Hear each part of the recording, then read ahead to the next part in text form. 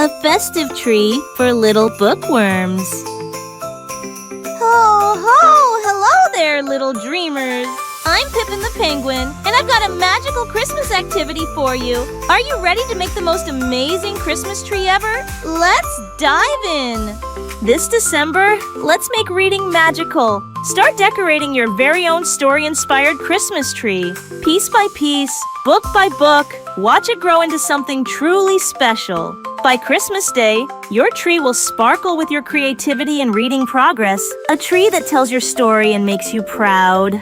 First, let's get our mini Christmas tree ready. You can use any tree you have or make one from paper. Now let's add some decorations inspired by your favorite stories. Here's the first idea. Let's create ornaments shaped like little books. Draw and color your favorite book covers, cut them out, and hang them on the tree. What's your favorite book? Add it to your tree.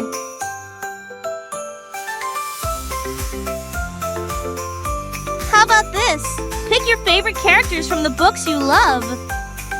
Draw them, color them, and let them join your Christmas tree party. Look, there's Harry the horse on my tree.